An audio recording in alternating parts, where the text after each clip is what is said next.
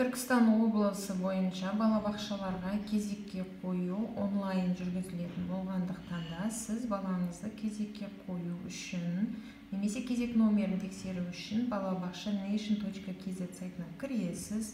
Сізде осындай главный страница ашылады. Одан кейін кезек номерін тексеру. Егер сары батырманы бассаңыз, сіз өзіңіздің балаңыздың кезек номері нешінші болып тұрғанын тексере аласыз.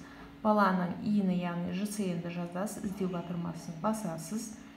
Сол кезде сіздің кезек номеріңіз көрінеді. Немесе құжаттың номері бойынша іздеуді таңдайтын болсаңыз, сіз ол кезде туу туралы куәліктегі номерді енгізу арқылы іздеп кезек номерін көре аласыз.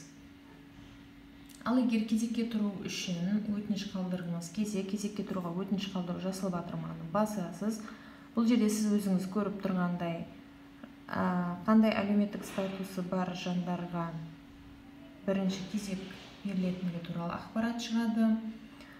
Және әр бір ата-ана қызметті алу үшін қанша шарттан өтеді барлығы көрсетілген стрелкаменен. Ең соңында қызметке онлайн тапсырыс беру батырмасын басу арқылы сіз кезекке қою процесін бастайсыз.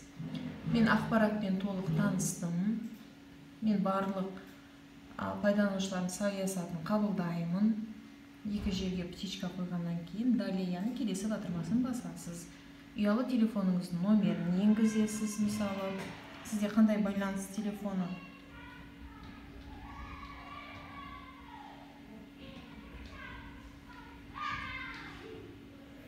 жазасыз.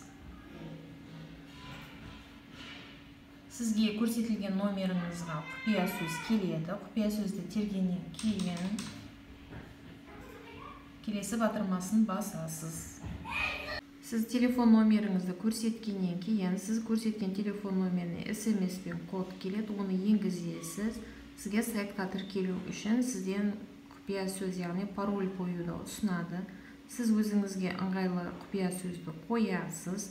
Қойғаннан кейін оны қайталап жазып, келесі батырмасын басасыз. Сол кезде сіз балабақша nation.kz сайтына тіркелген болып шығасыз. Одан кейін сізден өтініш беруші туралы мәлімет, яғни сіз туралы толық ақпарат шығады. Одан кейін бала туралы мәліметті енгізу арқылы сіз балабақшаға өтініш бере аласыз. Сіз құпия сөзді қойғаннан кейін келесі батырмасын басасыз, ЖСН енгізіңіз, яғни сізден өтініш беруші туралы, ата-ана туралы мәлімет сұрайды. Иініңізді енгізіп, ЖСН тексеру батырмасын басасыз. Сіз өзіңіздің иініңізді тексеріп, ЖСН тексеру батырмасын басқаннан кейін, сайт сіздің аты жөніңіз, иініңіз, туған күніңіз, жынысыңыз, телефон номеріңіз өзіңіз енгізген барлығын автоматты түрде табады. Электронды почта жазып енгізсеңіз де болады. Және қосымша байланыс тағы бір адамның телефон номерін енгізіп, ұлтты белгілеп, қазақша немесе орыс тілі, қай тілде хабарлама алғыңыз келеді, белгілейсіз де келесі батырмасын басасыз. Келесі батырмасын басқаннан кейін бала туралы мәліметті сұрайды, яғни сіздің балаңыздың ЖСН-ін сұрайды.